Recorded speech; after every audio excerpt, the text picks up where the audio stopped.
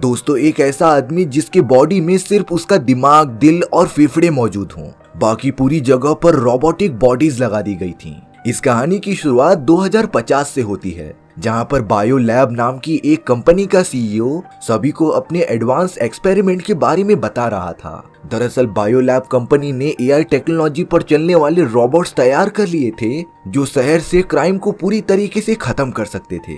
Bio lab company का CEO अपने सारे रोबोट्स गवर्नमेंट को बेचना चाहता था, इसीलिए अपने रोबोट्स के परफॉर्मेंस को दिखाने के लिए उसने सिटी के अंदर कुछ रोबोट्स को भेज दिया था। इन रोबोट्स में एबिलिटी थी कि वो किसी भी खतरे को पहले ही भाप लेते थे, और तो और कौन से आदमी के क्रिमिनल पास्ट रिकॉर्ड्स हैं उसे भी बड़ी आसानी से पता करके ये उन्हें पकड़ लेते थे। वो सारे रोबोट शहर में मौजूद सभी को स्कैन करने लग जाते हैं, पर तभी अचानक वहाँ पर कुछ ऐसे लोग आ गए थे जो इन सारे रोबोट्स की टेक्नोलॉजी के अगेंस्ट होते हैं। उन लोगों ने तो अपने वेपन्स की मदद से रोबोट्स पर हमला करना स्टार्ट कर दिया था, और अब होना क्या था, देखते ही देखते चारों तरफ दंगा फसाद हो जाता है। रोबोट्स ने भी खुद को प्रोटेक्ट करने के लिए उन सभी लोगों पर हमला करना स्टार्ट कर दिया था, जिससे कई सारे मासूम रहीवासी भी मारे जाते हैं। लेकिन जब ये सारी बातें गवर्नमेंट ऑफिशियल्स को पता चली, तब उन्हें ये लगने लगा कि बायो लैब कंपनी के सारे रोबोट्स खतरनाक हो सकते हैं, क्योंकि उस दंगा फसाद में कई सारे सिविलियंस मारे गए थे, और अब बायो लैब कंपनी के रोबोटिक कॉन्ट्रैक्ट को खत्म कर दिया जाता है। लेकिन बायो लैब कंपनी का सीईओ इस तरीके से चुप नहीं बैठने वाला था। वो लगातार अपने रोबोट की टेक्नोलॉजी बढ़ाता ही जाता है। अब हमें यहाँ पर मर्फी नाम का एक पुलिस ऑफिसर दिखाया जा रहा था। मर्फी तो अपनी ब्यूटीफुल वाइफ और अपने एक बेटे के साथ काफी अच्छी लाइफ गुजार रहा होता है, पर एक रात जब वो अपने काम से लौट रहा था, तब जैसे ही मर्फी अपने कार के पास जाता है, उसकी कार पूरी तरीके से ब्लास्ट हो चुकी थी, और इस धमाके में मर्फी के बॉडी में काफी सारी चोटें आई थी। धमाके में तो मर्फी की पूरी बॉडी पैरालाइज हो चुकी थी, और अगर जल्द से जल्द उसका सही ट्रीटमेंट नहीं किया गया तब मर्फी की जान भी जा सकती थी। तभी मर्फी के केस के बारे में बायो लैब कंपनी के सीईओ को पता चलता है, और अब उन्होंने मर्फी के बारे में और भी जानना स्टार्ट कर दिया था। सीईओ अपने बाकी सारे आदमियों से ये बात कर रहा था कि उन्हें मर्फी को अपने एक्सपेरिमेंट के लिए शामिल कर लेना चाहिए, क्योंकि उनकी कंपनी एक ह्यूमनॉइड रोबोट बना रही थी, और उस हिसाब से मर्फी उनके लिए एकदम परफेक्ट मैच है। जिसका मतलब ये था कि वो मर्फी के बॉडी के अंदर रोबोटिक मशीन्स इंसर्ट करने वाले हैं, और यही एक तरीका था मर्फी को जान से बचाने का। मर्फी की वाइफ से परमिशन लेने के बाद बायो लैब कंपनी का सीईओ मर्फी के ऊपर एक्सपेरिमेंट स्टार्ट करा देता है। वैज्ञानिकों के कई महीनों की लगातार मेहनत के बाद मर्फी के ऊपर एक्सपेरिमेंट एकदम सक्सेसफुल हो चुका था। यहाँ मर्फी को जब होश आया तब वो पूरी तरीके से चौंक चुका था, क्योंकि मर्फी की पूरी बॉडी रोबोटिक मशीन से रिप्लेस कर दी गई थी। वैज्ञानिक मर्फी को समझा रहे थे कि यही एक तरीका था तुम्हें बचाने का। वो मर्फी को दिखाते हैं कि कैसे धमाके में उसकी पूरी बॉडी डिस्ट्रॉय हो चुकी थी, सिर्फ मर्फी का दिमाग, दिल और फेफड़े ही बचे थे।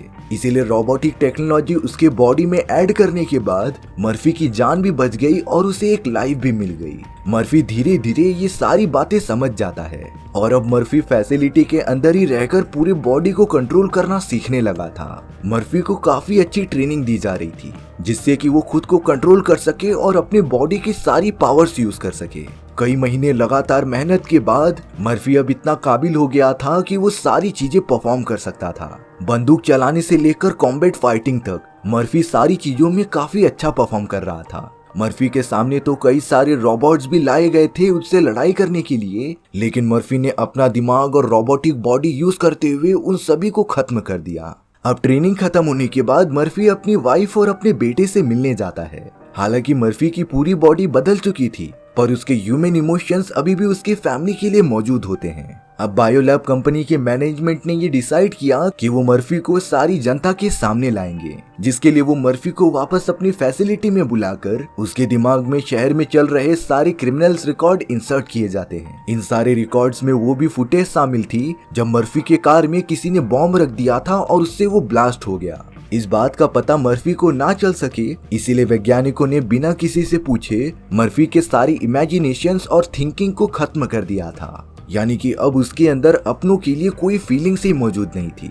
मर्फी को जब जनता के सामने लेके जाया जा रहा था, तब उसने तो अपनी वाइफ और अपने बेटे की तरफ भी नहीं देखा था, और अब मर्फी सारी मीडिया में से सभी को स्कैन करने लग जाता है।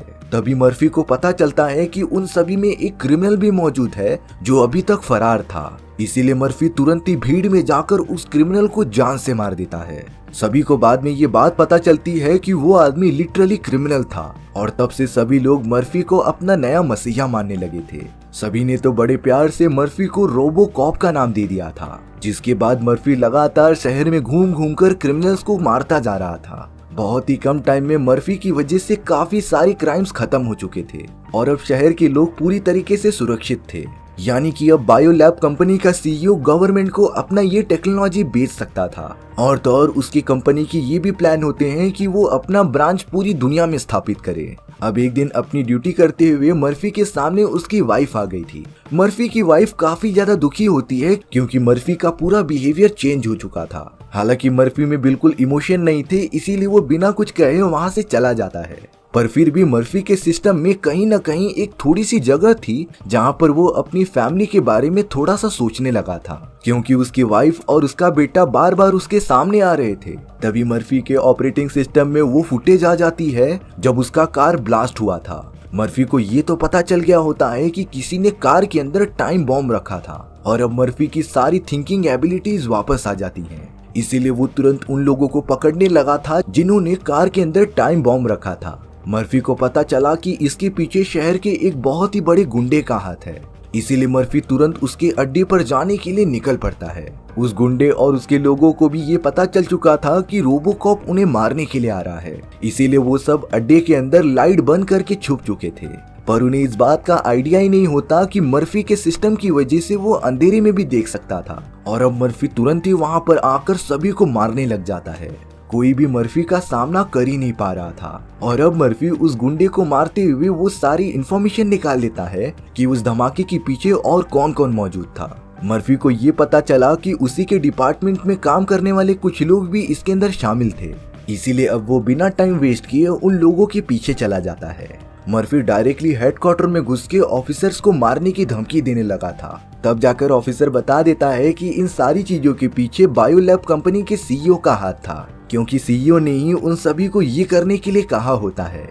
लेकिन अब यहाँ पर मर्फी के बिहेवियर को देखते हुए उसके पूरे सिस्टम को ऑफलाइन कर दिया गया था, जिससे कि मर्फी एकदम से बेहोश हो जाता है। अब बायोलैब कंपनी के मैनेजर्स लोगों के सामने ये ऐलान करते हैं कि मर्फी यानी रोबोकॉप के सिस्टम में कुछ खराबी आने की वजह से उन्हें रोबोकॉप को थोड़े दिनों के लिए ऑफलाइन करना पड़ा। मर्फी ने तो इतने कम टाइम में लोगों के बीच अपनी इतनी अच्छी इमेज बना ली थी, जिससे कि सभी लोग मर्फी को वापस लाने के लिए मांग कर रहे थे।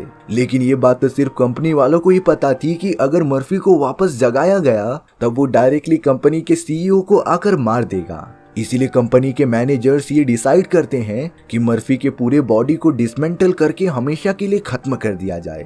ये सारी बातें वो वैज्ञानिक भी सुन रहा था जिसने कि मर्फी को बनाया होता है। वो इस तरीके से मर्फी को मरने नहीं देना चाहता था, इसीलिए वो चोरी चुपके मर्फी के पास जाकर उसके सिस्टम को एक्टिवेट कर देता है, जिससे कि मर्फी वापस जिंदा हो चुका था। होश में आने के बाद तो मर्फी के मन में खून सवार था सीईओ को खत्म करने का, इसीलिए मर्फी तुरंत सीईओ के बिल्डिंग में निकल पड़ता है उसे खत्म करने के लिए। हालांकि सीईओ को ये बात पहले से बता दी गई थी, इसीलिए उसने अपने प्रोटेक्शन के लिए बिल्डिंग के पास काफी सारे रोबोट्स तैनात कर दिए गए थे।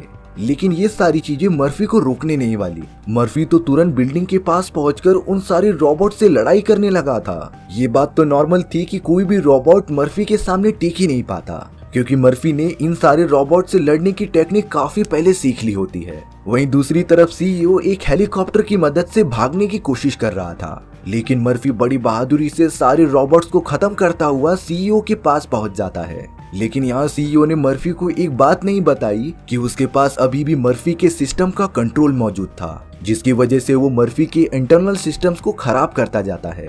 लेकिन मर्फी के अंदर अब इमोशंस और थिंकिंग पावर्स काफी ज्यादा बढ़ गई थी, इसीलिए कुछ देर तक तड़पने के बाद वो अपने माइंड पर पूरा कंट्रोल करने में कामयाब हो गया था। यानी कि अब सीईओ मर्फी को जरा भी अपने इशारों पर कंट्रोल नहीं कर सकता, और अब मर्फी ने तो बिना देरी किए सीईओ को जान से मार दिया था। मर्फी को ये सारी ताकत इसी वजह से मिली क्योंकि सीईओ ने उसकी वाइफ और बेटे को किडनैप किया था और अब मर्फी के सामने उसकी पूरी लाइफ पड़ी थी कि वो अपने फैमिली के साथ गुजारा कर सके। साथ ही साथ उसने मिलिट्री फोर्सेस भी ज्वाइन कर ली थी, जिससे कि वो सरकार की मदद भी करेगा। और इसी तरीके से हमारा नॉर्मल ऑफिसर मर्फी एक सुपर हीरो बन चुका था। हमारी कहानी भी यहीं पर खत्म हो जाती है। सो व्यूअर्स, आपको ये स्टोरी कैसी लगी कमेंट सेक्शन में बताना भूलना मत। और अगर आपको मेरा एक्सप्लेनेशन 1% भी अच्छा लगा होगा ना, तो वीडियो को लाइक एंड चैनल को सब्सक्राइब जरूर कर देना। मिलते हैं नेक्स्ट वीडियो में, बाय बाय।